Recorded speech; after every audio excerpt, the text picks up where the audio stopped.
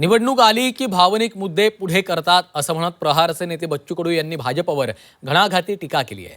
निवडणुका आल्या की हिंदू मुस्लिम धोक्यात असल्याचे मुद्दे पुढे येतात, त्यावरून त्यांनी निशाणा साधलाय।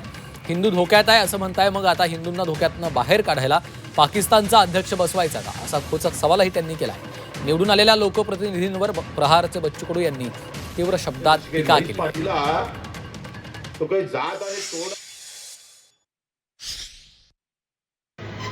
आणि असे निवडून आणले अनुपालू का त्याला शेमूळ पण पुसता येत नाही, साले ते आमदार झाले।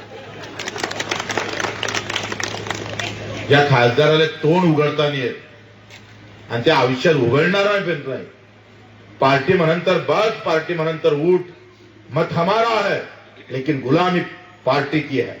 हमारा कहना यह है कि मत अगर हमारा है तो गुलामी भी हमारी रहेगी, पार्टी की नहीं। मुस्लिम खतरे में है, हिंदू खतरे में है। साला निवडणुकीतच खतरा आहे यांना। निवडणूक झाली का खतरे बाहेर। आणि भाजपवाले तर राज्य 15 वर्ष साले केंद्रात आहे, आलूशिलाले गेले काय हिंदू खतऱ्यात आहे। आता काय पाकिस्तानचा अध्यक्ष येऊन बसवायचा म्हणजे हिंदू खतऱ्यातून बाहेर निघणार। सगळं होत आहे। तुम्ही आम्ही आहोत, थोडस मनाला थोडं लागू द्या। आम्ही ज्या मनातून बोलतोय, मी काही निवडणुकीचा प्रचार म्हणून नाही बोलत आहे, लक्षात घ्या। ही वस्तुस्थिती सांगतोय तुम्हाला।